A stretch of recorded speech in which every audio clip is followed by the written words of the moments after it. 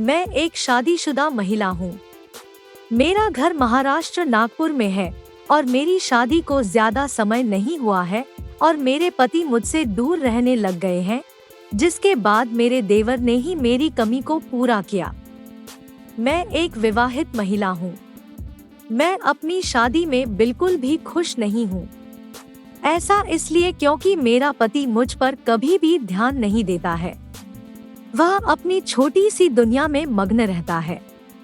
मैं उनका साथ पाने के लिए हर दिन भीख मांगती रहती हूँ। शायद इसका एक कारण यह भी है कि हमारी अरेंज मैरिज हुई थी, इसलिए उसे मुझसे कभी भी लगाव नहीं हुआ। हालांकि मुझे भी इस शादी में कोई खास दिलचस्पी नहीं थी, लेकिन मैं इसके बाद भी राजी हो गई। ऐसा इसलिए क्योंकि मेरे माता पिता इस रिश्ते से बहुत खुश थे। यही एक वजह भी है कि हम कभी भी एक दूसरे के प्रति आकर्षित नहीं हुए। हम केवल नाम के विवाहित जोड़े हैं जो दूसरे लोगों की तरह एक ही घर और छत के नीचे रहते हैं। हम कभी कभार ही सेक्स करते हैं। ऐसा इसलिए क्योंकि वह एकदम उबाऊ आदमी है। उसे रोमांस के नाम पर कुछ भी नहीं आता है। हम शादी के बाद केवल अपने हनीमून पर गए थे। उसके बाद हम आज तक कभी भी एक साथ बाहर नहीं गए। सच कहूँ तो उसका मंदबुद्धि व्यक्तित्व मुझे हर दिन उससे घृणा करने के लिए मजबूर करता है। वह केवल अपने काम में डूबा रहता है। उसका काम ऐसा है जिसकी वजह से उसे ऑफिस जाने की जरूरत भी नहीं पड़ती, इसलिए वह घर पर ही आराम करता रहता है। यही एक वजह भी है कि उसे दिन के हर मिनट में अपने कमरे में देखकर मुझे बहुत ज्यादा निराशा होती है। वह बस बैठता है और काम करता है, यहाँ तक कि लैपटॉप के सामने खाना भी खा लेता है। वह एकदम आलसी और सुस्त है। उसे केवल एक चीज पसंद है, वह है घर में बंद रहना।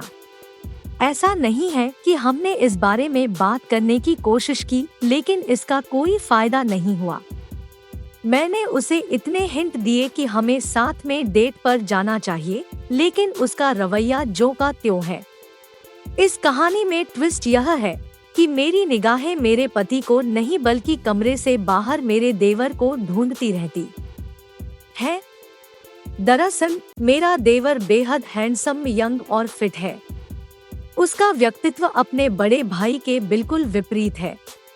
मुझे कभी कभी आश्चर्य भी होता है कि इन दोनों भाइयों के बीच इतना गहरा अंतर कैसे हो सकता है। मेरा देवर महत्वाकांक्षी, आत्मविश्वासी और बहुत ही सामाजिक है। वह बाहर जाना पसंद करता है। वह अक्सर अपने दोस्तों के साथ घूमने का प्लान बनाता है। यही नहीं, वह जब भी काम पर जाता है तो इतना अट्रैक्टिव लगता है कि मैं खुद को उसकी तरफ आकर्षित होने से रोक नहीं पाती हूँ। हालांकि मैं मानती हूँ कि यह सब बहुत गलत है, लेकिन जब आपके पास एक ऐसा पति होता है जो पर बिल्कुल ध्यान नहीं देता, तो आपका ध्यान किसी दूसरे व्यक्ति पर जाना लाजमी है।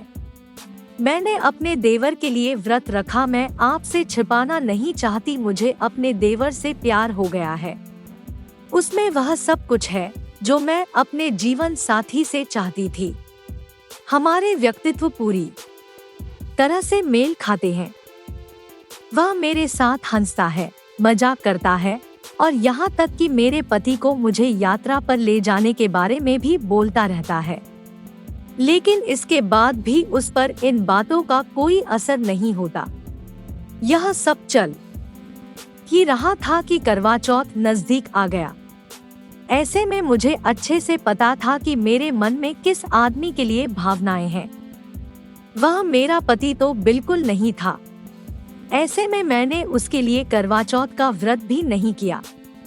मैंने पूरे दिन उपवास रखा और जब उपवास तोड़ने का समय आया तो मैंने झूठ बोला कि गलती से मेरी आंख में कुछ चला गया। मैं इस रिश्ते को आगे बढ़ाना चाहती हूँ। इस दौरान मैंने अपने पति के चेहरे की ओर देखने से परहेज किया। मैंने चतुराई से पहले अपने देवर की तरफ देखा, फिर चांद को देखने के बाद मैंने अपना व्रत खोल लिया।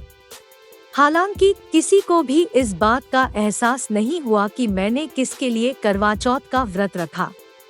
मेरा मानना है कि यह महसूस करने की दिशा में पहला कदम था कि मेरे देवर के लिए मेरी भावनाएं क्या है। मैं उसे बताना चाहती हूँ कि मैं उससे बहुत ज्यादा प्यार करती हूँ। मुझे बस अपनी इच्छाओं पर काम करने का एक तरीका निकालने की जरूरत है, चाहे इसमें तलाक हो, अलगाव हो या अफेयर। मैं फैसला लेने के लिए बिल्कुल तैयार हूँ।